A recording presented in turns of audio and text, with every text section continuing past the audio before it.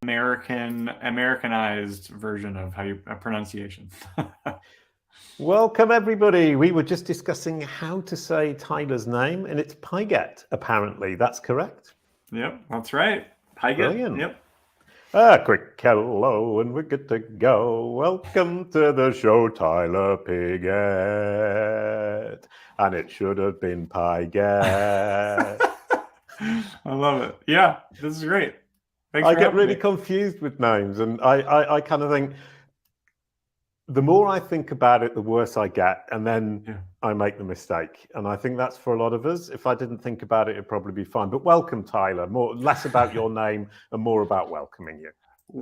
Thanks for having me. I mean, when the first three letters of your last name are Pig spells pig, it's hard to even get past that. So I've responded to just about anything. So Right. In that case, I'm even more deeply sorry than I was before. But today we're going to be talking about clarify your vision and watch your business grow. I'm hugely interested in this because knowing what your vision is hugely important, and it's often overlooked. Would that be a fair statement? Yeah, for sure, especially for a lot of founders, entrepreneurs, people starting things. Yeah, absolutely. Oh, so you're basically saying we don't know where we're going. We know what we're doing, but we don't know where we're going. It's oftentimes it's an interesting, like, founders, entrepreneurs, when they're jumping into something, they have a specialty. There's something they're good at, whether that's data, whether that's development, whether that's copywriting, whether that's design. There's tons of different, obviously, specialties, but oftentimes that's hey, I am good at this, and I'm going to jump out on my own and start my own business, and Right. and then one thing leads to another. Maybe you get a couple more projects, and then you start to add, maybe, oh, I need some help with this one, and then 5 years goes past and you've got a team, and you really aren't you're not pointed towards a specific direction. You're really just surviving day to day. Right. Versus having a lot of clarity of, hey, here's the target I'm going after. This is what I'm intentionally doing along the way to get there. That speaks volumes to me, because I got into this because I was super enthusiastic about it and managed to make a living out of it, more or less. Yeah. And recently I've been working with a company in Germany, a guy called Igor and his co-worker Sveta, and they forced me to say, who are your audience and what are you trying to do? And Leanne's come into the Kalicube team, and she's forcing us to ask ourselves that question. So you're going to help us as well. But before you help us and the audience understanding how clarifying your vision can help your business grow, I wanted to show your brand SERP. This is a video. This I try to do every now and then, and it's quite difficult to do. So here we go. That's the brand SERP for your company, Loan for Creative. On the left there, we can see your site at the top with the rich site links. We can see some reviews which look really great and show that you work on HubSpot. Some social profiles, that's fairly typical, but pretty good to do. Then we've got the Google Business Profile, which is a business listing from Google rather than a knowledge panel on the right-hand side if you click on that one. And here we have a lovely little knowledge panel for your company. Created in 2015, and we can see here that Google's found the entity home. It knows where the entity lives, and so you can claim that knowledge panel using the entity home through Search Console without going through the horrible forms that Google make you jump through to claim your knowledge panel if they haven't identified the entity home. And I would advise you to claim it, and I would advise you to build it into a beautiful, flourishing knowledge panel. How much do you know about knowledge panels? The basics, 101 level.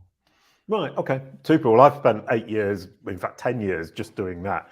And this is the Kalicube business, is looking at knowledge panels and brand SERPs, which is what we just looked at. Never had a vision other than, I think they're really cool and interesting. That's not a vision, is it? I mean, it's a reason, maybe a why, but it's not necessarily a direction or a vision you're trying to go. Yeah. Right, so we need to define the direction. So vision is direction, a vector direction with direction and amplitude. Would that be fair? That's actually from Despicable Me. Yeah. That's why Victor is called Vector, because it's a direction with amplitude. Yeah. So I'm now imagining myself as a cartoon character in Despicable Me. Take me on my voyage. Where am I going? Yeah. I think that one of the things that's the first question is, what are you trying to do? Like, what's the point? And in lots of businesses, people are, hey, I want to pass this to my kids, or I want to multi-generational, or I want to sell it, or I want to, there's lots of different, I want it to be a lifestyle business. I want to work as little amount as possible, but still get paid a lot. Or, there's lots of kind of end goals, if you will, that can be in sight, and they're different for everybody. Everybody has their own kind of variation of what excites them and what gets them, out of bed in the morning. So in order to define my vision, I need to define my ultimate goal. I believe so, yeah. I mean, I think that so much of your vision as you're kind of building it out is dictated by where you want to go. If you have a vision of, I want to sell it for $100 million or $10 million or something like that. I mean, most businesses that sell have to have a team that runs it, have to have a product that solves it, and the founder has to be able to transition out. And so that means that they've got to have a team that functions and kind of runs the organization.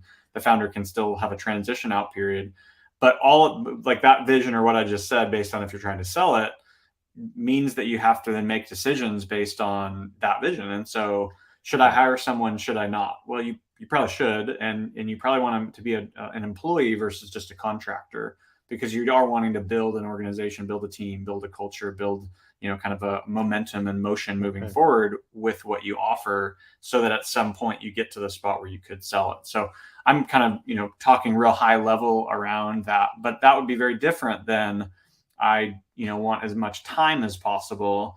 It might mean that you're just trying to be the expert as a solopreneur. So you're able to charge so much per hour that you just get to work a week, a month, and you're making a great living. That's a very different scenario than I'm trying to sell it in 5 years or something like that for a certain amount of money. Right. And so I think that's the biggest thing. I really, really like that kind of distinction. It's two extremes, and one of which is if you're building a company that you're going to sell, you need to have employees rather than contractors, because people are going to be unwilling to invest in a company that is based on temporary work. Yeah, I think it depends on the industry, it depends on the product. A lot of this is in the marketing space. And so you're selling people's time, you're selling opinions, expertise, knowledge, strategy. And so when you are selling those things, you do have to build an organization and a team that has an asset that you can buy, because most kind of people in the creative space, they don't have buildings, they don't have equipment. There's not really any assets behind or besides the people that are on their team, the humans that you're essentially acquiring, and the processes and systems that you've built. And so you do have to build a team, and you've got to have some, staying power. You've got to keep people. So there's maybe some incentive, or there's great benefits, and there's great culture. There's an organization that you've kind of built that can stand alone, on its own, versus kind of that contractor model. It's okay if you use contractors. It's okay if that, products or projects and services get accomplished with contractors, but you usually have to have somebody that's helping run those and manage those relationships and manage those kind of agreements with those contractors.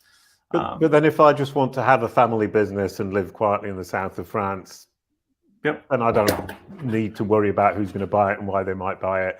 And that brings me to another question, because strangely, and this happens a lot, is we start looking into something and then a guest comes on talking about exactly that thing. And one thing that Mary Ann's doing is she's going to get the whole team together to talk about, what are we trying to achieve? That's what we've said. And it's actually, what is our vision? And so I'm asking the team, what is your vision, my vision, and how can we make that into a community company vision? Does that make sense? I think it can. I would say, what are you trying to achieve? As a business sense, most people, if you're bringing in a larger team, besides kind of maybe a founder and maybe a smaller executive team, they can kind of talk through a vision. But oftentimes when you're bringing in a larger team, they're going to be really tactical in their answers. So it's going to be, we want to achieve, this utilization rate on a team, or this revenue number, or this amount of leads, or, on and on and on, of the tactical, practical things that a business does in their function. But none of that really helps the vision. Like, you kind of have to go, well, where are we going? Why does that matter? And it's almost hard to answer the question of what do we do until you answer the question of, well, what's the point, as far as where you're going. So I think that there's that piece. Sorry, we're actually talking about, what are we trying to build? What are we trying to achieve? And now we add, what is our vision? And I think that's it's an interesting question for us. And as you say, perhaps not ideal to build it on what the team necessarily thinks today. But what I've realized is I was just happily enjoying the voyage in that kind of very philosophical way, having fun with knowledge panels and brand SERPs. And then I'm now realizing that I need to build a business, and I have a team of people for whom I'm responsible, and the business needs to run, and it needs to function, and it needs to be profitable so that everybody's safe. Yeah. So that's personal, very personal message on my own that I'm trying to get into my own little brain. Yeah. But so coming back to this is getting a buy-in from the team. It's more than just, and I quote you, catchy slogans and creative perks. Yeah. So I think it has to be something that people get excited about. It's got to be something people can rally around, something you can hire people into or bring them or invite them into. You think of, sports teams or athletic teams. If you've built a vision of our vision is to be the best and we want to win the championship or whatever, I'm using generalizations, but our goal is to bring the best people together to win. And to this, no, it's not acceptable to just have a winning record. We want to win the whole thing. You're inviting people into, I want to be part of that vision. I want to be part of that thing that we're going to go build or going to go accomplish. And so I think that having that kind of outline of your vision is really important. It's got to be something that, again, people get excited about. They can kind of rally around something that they, it's not just to punch the clock or, come in and just function and do the things, but it's something they actually get excited to be a part of. Because of the ups and downs. When you are building something, there's, great moments, mountaintop kind of experience things that are very exciting. And then there's a lot of times where it's just the mundane kind of, hey, we're just going through the motions and doing the work. And so it has to be something that is a motivating experience kind of towards the end versus just a job. I think that that's not as motivating for people, I don't think, in this day and age. No. It can be for some, but it's not, I don't think, for most people, at least in the creative space. Right, yeah. So you're talking more in the creative space, which means that you need to create a creative vision and its imagination and direction of, which is philosophical, rather than a company that makes nails, for example. Yeah, I think, that's great. It is a great differentiation. I think if you're creating a vision to make nails, that's not your vision. Your vision is to probably say, hey, we want, our materials we want to be using in the largest buildings that are noticeable globally or something. But your vision is going to be a lot bigger than just the kind of, the production of those nails helps you get to the spot of where you're trying to accomplish that vision. I think in the creative space, it's interesting, and I'll just kind of add a quick little tidbit to it. No, carry on. Sorry, excuse me. I was going to interrupt you with a silly comment, and now I've just interrupted you anyway, so completely pointless. Carry on, please. No. I just was going to say, like, in the creative space, it's interesting because the vision has a lot to do, in my opinion, with the types of clients you want to work with. Because when you have creatives and you've got people that have great ideas or strategy or experience in the marketing channels that you function in, they want to be excited about what they're going to work on. And so if you pick a very boring industry that doesn't really do a whole lot, then those creatives are probably going to be bored. Like, they're not going to be that excited about that type of industry or something that you're going after. And so the end result of this, my vision is to go after this market or this vertical or this industry set or something, does have a piece of the vision, but it also then plays a part of the people that are part of your team and how excited they would get around that vision. So there's a lot of different pieces to that. But a lot of it comes out of the founder, the entrepreneur, the person that's in it to begin with, of what they're trying to accomplish or trying to go out and do. And then it's, trickles down, if you will, to, as far as like the different pieces to or components to that vision would then trickle down to the practicals of the day-to-day. And whatnot. So I'll let you interrupt now. I was kind of giving an example of both sides of like a tactical, the nail company or nuts and bolts versus, kind of more selling ideas and selling strategy. Yeah, no, I was having one of those moments when your brain just flies off in kind of, and I had this image of the person making the nail, imagining the nail in the biggest building in New York, and that being part of the vision and part of the motivation. I can't imagine that happens, but theoretically that would be one way, but it doesn't really make sense. So it wasn't worth interrupting you for, and I apologize. So coming back to this idea of vision, I mean, I don't really have a vision other than I'm enjoying playing around with knowledge panels and trying to, let's say, manipulate Google and Bing and trying to improve their understanding and get them to repeat the message that I'm giving them about the brands and our clients. Yeah. I struggle to find a vision. What are good techniques for me to start thinking, what is my vision? Because I don't really know what it is. Yeah. I oftentimes will tell people to think out kind of like that, 3 to 5 years, even especially since it's, if you've got a big vision and you're going, oh, 20 years, I want to be there. Great. That's incredible. But when you are starting to kind of figure it out, I think kind of just thinking through, well, what do I want to be doing in 3 years? What do I want to be doing in 5 years?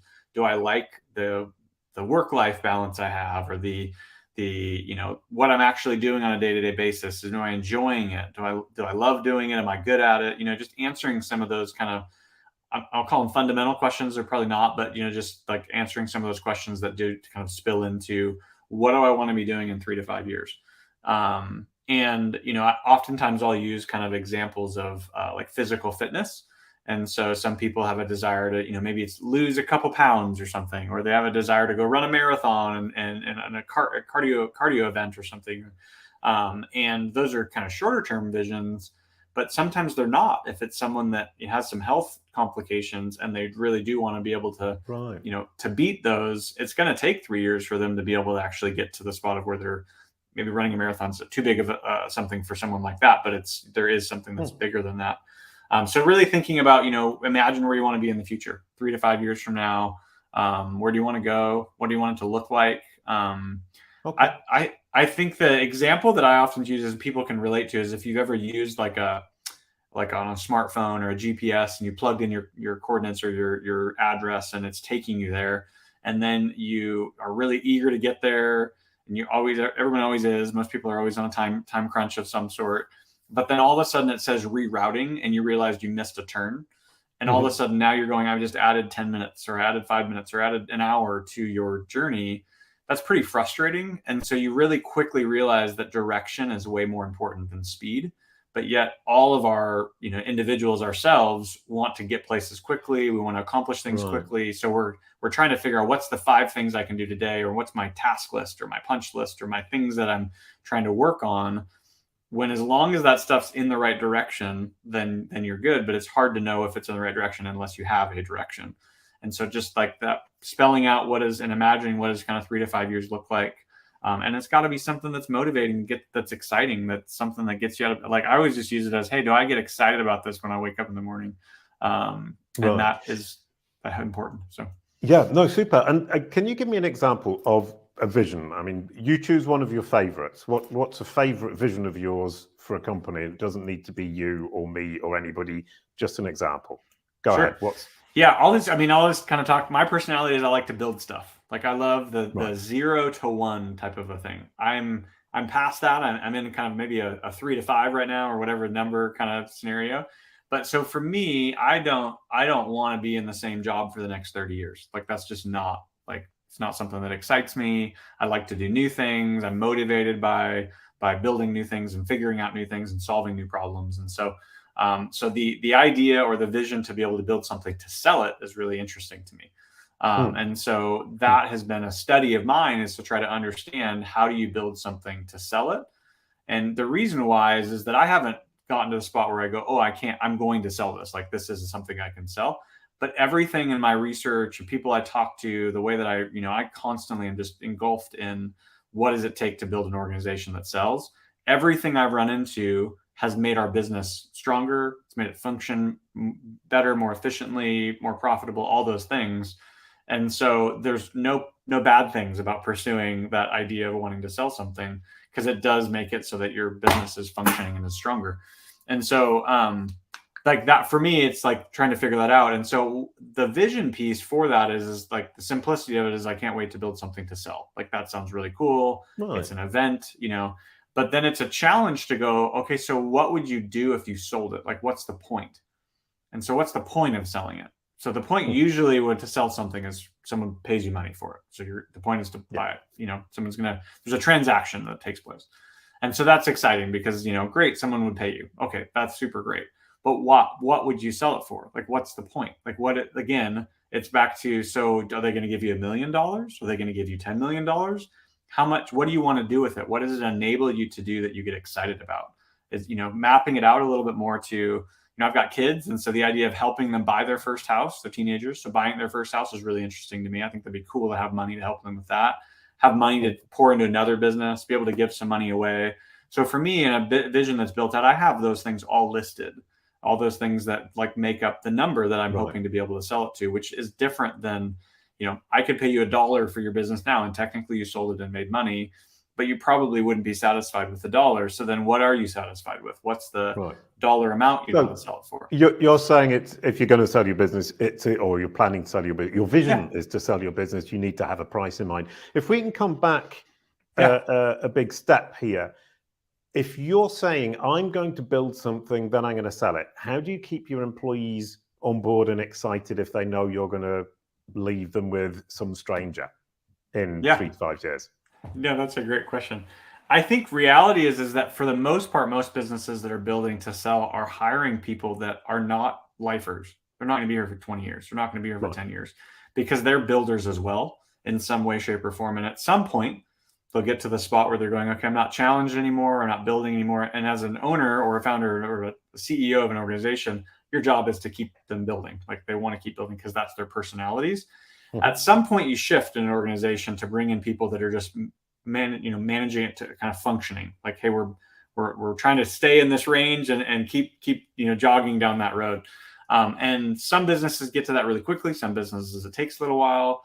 But you've got to have some sort of a motivator for those people. So whether that's a share in some sort of a sell, whether it's and those are always interesting things to work out if you are selling something, because usually they need to stay on for a certain amount of time to actually take advantage of that, whether it's a financial thing or normally it's a financial thing, to be able to kind of stay longer. And so I would say there is an element to where you're motivating people to like get to something, you're going to build it.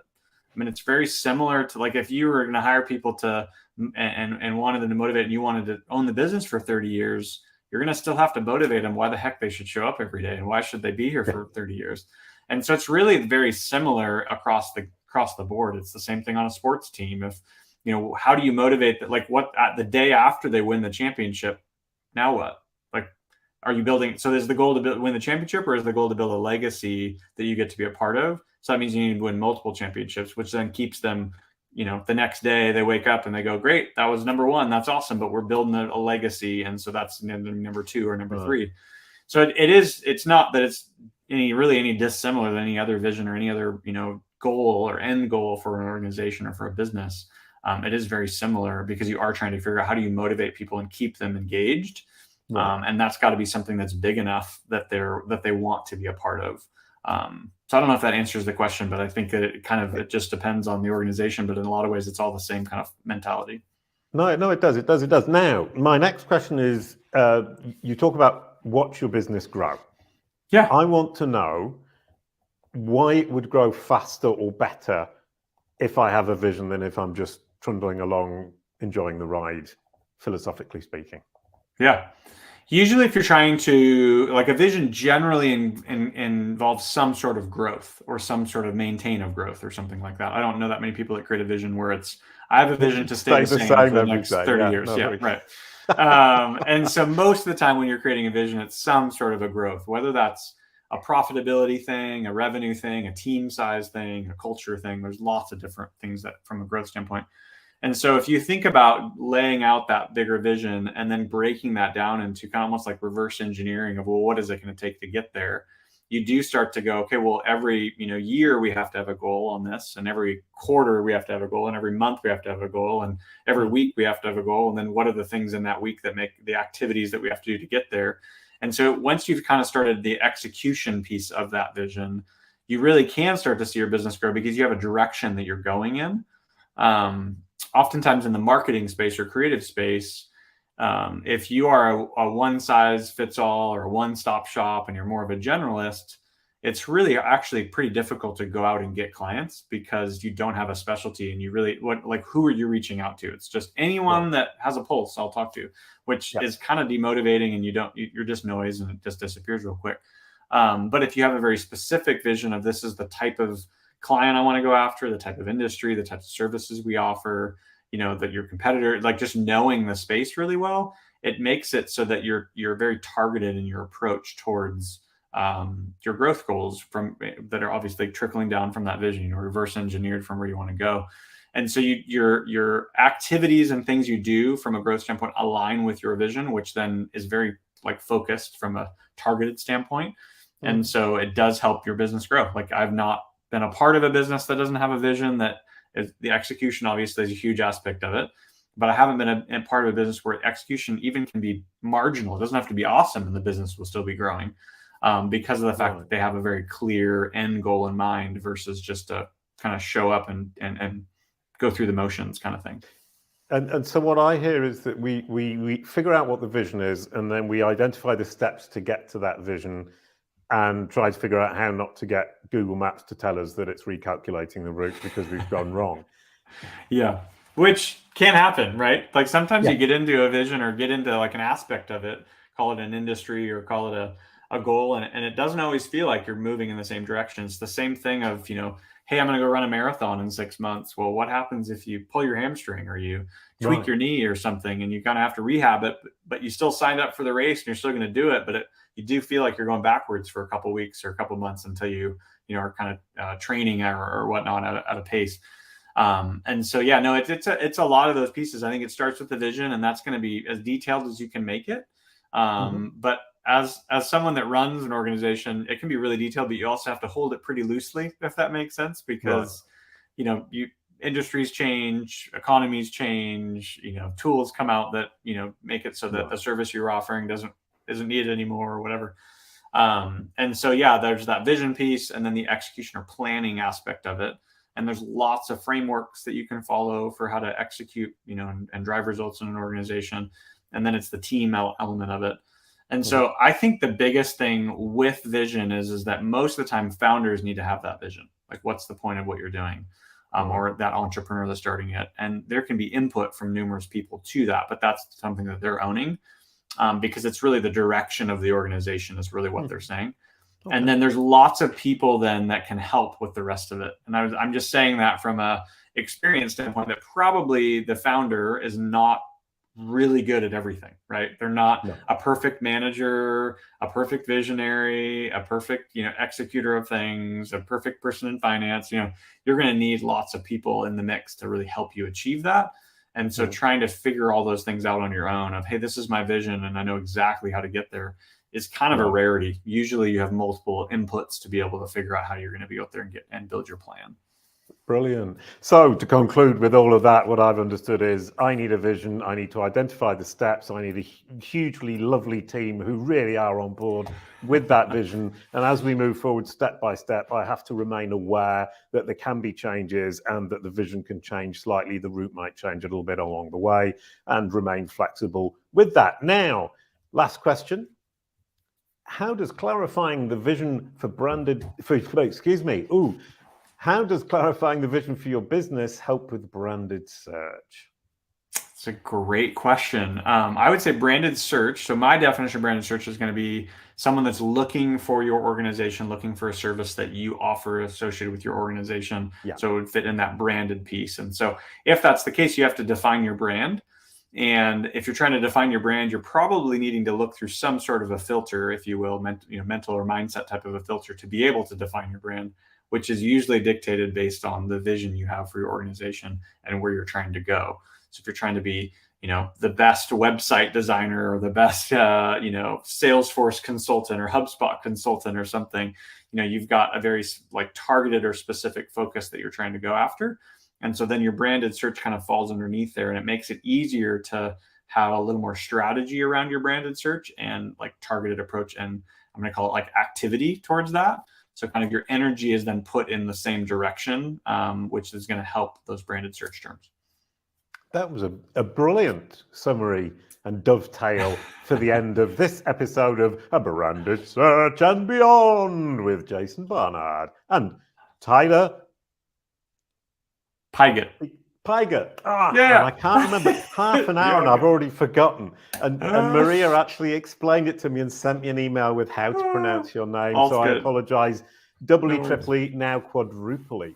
So we're going to pass the baton to Jarno van Driel, who is on next week talking about from entity modeling to knowledge graph maintenance. Jarno is super smart. He is incredibly geeky, and he's taught me so much over the last months and years. I absolutely love him, and I'm absolutely looking forward to this one. A bit of a geeky episode. Could you pass the baton, Tyler? I'm actually really excited for this one. One is because I don't know a lot about what he does. Like, so I don't know, meaning I understand the concepts of what he does, but I don't know how he does it. And so I would 100% recommend like listening to this one, kind of deep dive. You know, you said that it's going to be a little bit nerdy. That's a great, like, you know, kind of setup for it. But I would, you know, I think data is such a huge thing that we're all in now, and it's going to continue being. You know, the AI buzzword, if people listen to this recently, is only as good as the data that it's searching. And so as a structured data consultant, there's going to be a lot of things that he talks about that's going to be helpful, either now that you're going to pick up like little nuggets that you can implement, or things that you work towards as an organization in the future. So I mean, I don't know if that's a good handoff, but I'm excited that for was it. A great handoff. And indeed, he specializes in schema markup, building knowledge graphs for your organization in order to communicate with these machines. Generative AI is going to eat that up. Bing Chat, Bard. It's super exciting, and it's exactly what we love at Kalicube. So thank you so much, Tyler. That was an amazing discussion. I learned a lot about clarifying my vision, and hopefully I can then watch my business grow. Love it. Thanks for having me. A quick goodbye to end the show. Thank you, Tyler. Bye, everyone. Thank you for watching. Kalicube. It's all about your brand, SERP.